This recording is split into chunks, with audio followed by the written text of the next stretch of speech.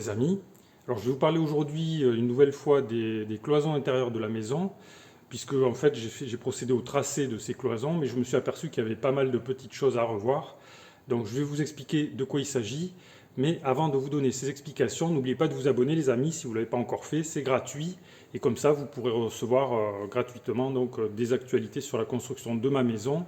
Ça pourra toujours vous servir si vous avez vous-même un projet, soit de construction, soit même, pourquoi pas, de rénovation. Et vous pouvez également, les amis, cliquer sur le pouce j'aime sous la vidéo. C'est très sympa pour le référencement.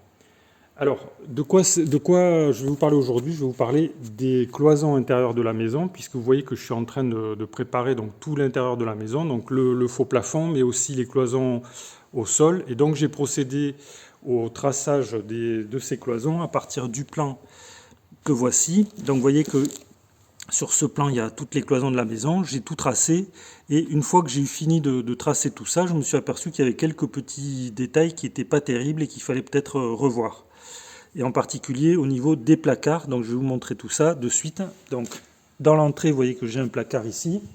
Donc j'ai le placard, donc il se trouve sur le côté gauche quand on arrive comme ça. Et il fait 1,50 m de largeur. Et quand je le vois là comme ça, je me dis non, c'est pas possible, c'est trop petit, ça n'ira pas. Alors du coup, la contre-cloison qui est ici, là, je vais la déplacer. Je pense que je vais faire un placard plus grand. Alors pour quelle raison? Eh bien déjà, il y a la question de l'ETL, c'est-à-dire l'espace technique de logement qui se trouve ici, donc, puisque ici, je vais avoir à la fois les réseaux de communication et l'électricité donc, qui arrive ici. Et la norme NFC 1500 prévoit que pour la gaine technique de logement qui se trouve dans l'espace technique de logement, eh bien, on doit avoir un espace qui fait 60 cm, donc 60 cm de largeur, là, vous voyez, 60 cm, donc là, ils y sont, puisque ma cloison, elle va arriver jusqu'ici, en fait. Donc si on prend l'épaisseur de la cloison, 7 cm, donc j'ai 60 cm pour mon espace technique, et en profondeur c'est 25 cm, donc 25 cm, ça me fait arriver quand même ici. Alors j'ai fait un trait ici, vous voyez. Donc cet espace-là, il va être alloué, tout ça, là, ce rectangle, à la gaine technique de logement, à l'ETL et à la GTL, quoi, la gaine technique de logement pour le tableau électrique qui va se trouver ici. Donc il va être plus ou moins pris en fait dans le placard, quoi. Donc par conséquent, déjà vous voyez que le placard n'était pas très grand, et si en plus on retire 25 cm consacrés au coffret, au boîtier électrique, ben, il ne reste pas grand chose.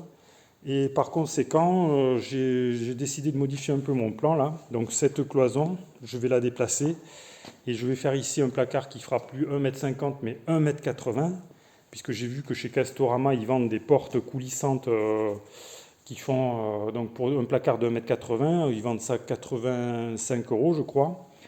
Et donc mon placard, il va arriver beaucoup plus loin, mais ce n'est pas très grave ici, parce qu'ici j'avais la porte d'entrée du cellier, donc qui se trouvait là. Je vais la déplacer, je vais la ramener ici, et ici je vais garder un petit retour de 10 cm pour pas que la poignée tape sur la cloison. Alors cet espace qui était prévu initialement là, pour mettre des étagères, c'est pas très grave, il sera sacrifié au profit du placard, quoi. Et du coup le cellier il va être beaucoup plus petit, puisque il va perdre peut-être environ, je ne sais pas, peut-être pas loin d'1 mètre carré, quoi. Alors le cellier, du coup, résultat, je vais avoir ici donc le cumulus qui va être ici, le ballon d'eau chaude si vous préférez. Je vais mettre ici donc la machine à laver, le sèche-linge, le nom m'échappe, bon peu importe, le congélateur, voilà, le congélateur sera là. Et ici donc je vais mettre sur les murs qui seront ici, là, tout dans le cellier, bon, pas ici évidemment puisqu'il y a le retour de porte, des étagères, quoi. Voilà, donc vous voyez que ce sera un espace assez petit. Je pourrais également mettre ici, là, sur ce retour, là, entre la fenêtre et la cloison, également des étagères pas très larges. Voilà.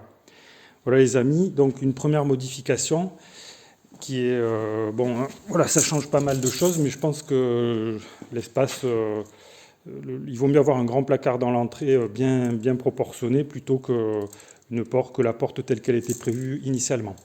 Alors, vous voyez qu'ici, donc là, on rentre dans une chambre ici qui fait 10 mètres carrés ou un petit peu plus, ou 11, 10 ou je ne sais plus exactement.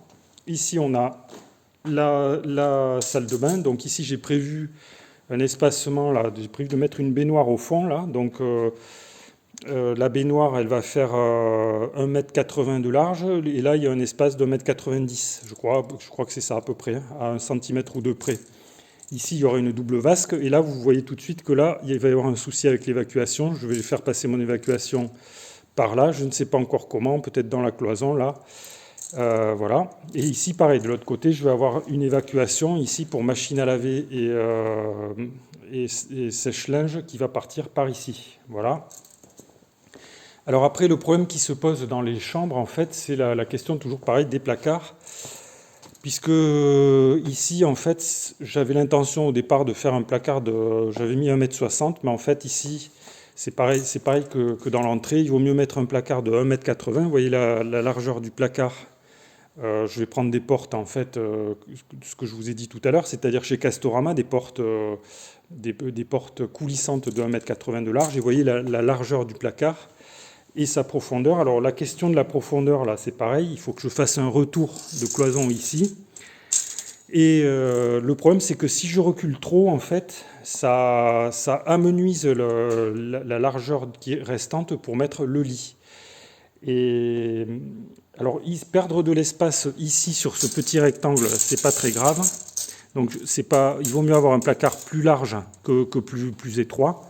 Par contre, ici, ça peut poser problème si je m'avance trop, puisque vous voyez que ici, j'ai matérialisé un lit en 140. Donc, si je mets un lit en 140, ici, j'ai un passage et que je fais un placard de 50 de profondeur avec la largeur du rail. J'arrive ici et il me reste ici environ, je crois, 50 cm, 50 cm de largeur pour passer entre le lit et le placard. Donc 50 cm, ça reste encore acceptable. Vous voyez de l'autre côté ici.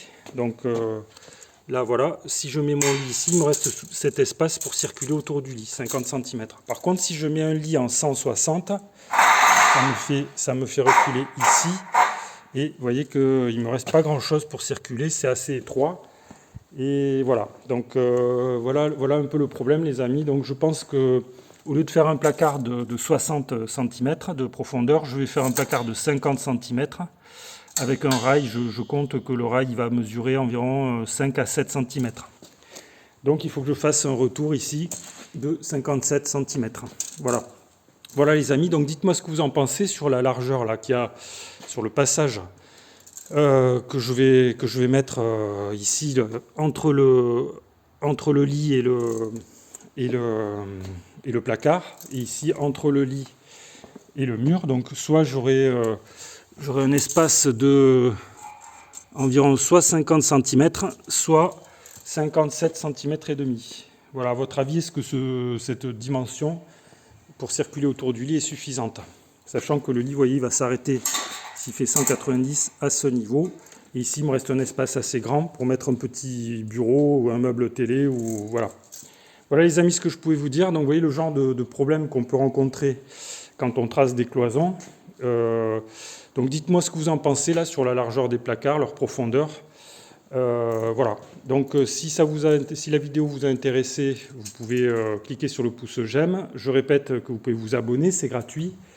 Et je vous remercie pour votre attention et je vous dis à bientôt pour de nouvelles vidéos.